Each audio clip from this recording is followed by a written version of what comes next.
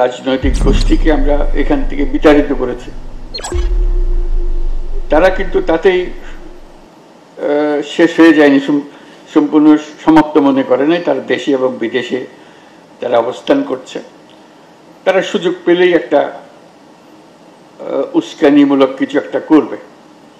কাজে সেটার থেকে আমরা কিভাবে এই উস্কানিটাকে চিহ্নিত করতে পারবো এবং উস্কানিতে সাড়া না দেওয়া, এইটার থেকে আমরা কিভাবে বাঁচবো, এইটাই আমাদের। আমরা সব দিকে ঠিক আছে, কিন্তু এই বাইরের থেকে আসতেছে, একটা ক্ষোভ সৃষ্টি করছে, আর একটা হচ্ছে উস্কানি সৃষ্টি করছে। উস্কানিটা এমন নিখুঁতভাবে করে বোঝা যায় না যে এটা উস্কানি। কাজে এটার থেকে কি করব? তারপরে বহির্বিশ্বে আবার কেউ আছে যারা আমাদেরকে বিভিন্নভাবে উস্কানির সূত্রপাত করে।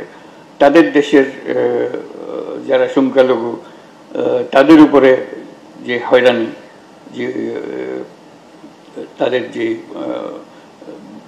ব্যবস্থা, সেটা আমাদের মনে ক্ষোভ সৃষ্টি করে, আমাদের উস্কানির সৃষ্টি করে।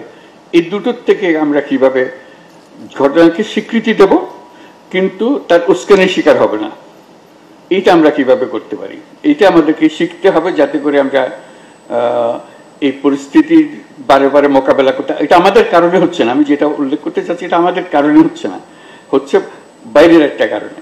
এই বাইরের কারণটাকে আমরা কিভাবে সম্বরণ করতে পারবো এবং সেটার পরবর্তীতে রাজনৈতিকভাবে বা রাষ্ট্রীয়ভাবে প্রতিকারও সম্ভব হবে।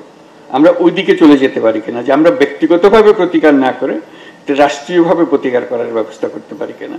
সেখানে রাষ্ট্রের ভূমিকা আসবে, যেটা নিশ্চিত করতে পারবে, আপনাদের আশ্বস্ত করতে পারবে যে আমরা এটা হ্যান্ডেল করব, আপনাদের পক্ষ থেকে হ্যান্ডেল করব। এই দুটো জিনিসকে খুব গুরুত্ব দিচ্ছি আমি, যাতে করে আমরা এটা বারে বারে শিকার না হয়। আমাদের নিজের মনের মধ্যে কোনো সমস্যা নেই, আমাদের ধর্মের বাণীর মধ্যে কোনো সমস্যা নেই, কিন্তু বারে বারে আমাদের উপর আঘাত হচ্ছে, সে আঘাতে আমরা বিচলিত হয়ে এমন সব কাজ করছি, পরে হয়তো আমরা বুঝি যে এটা ঠিক হয়নি।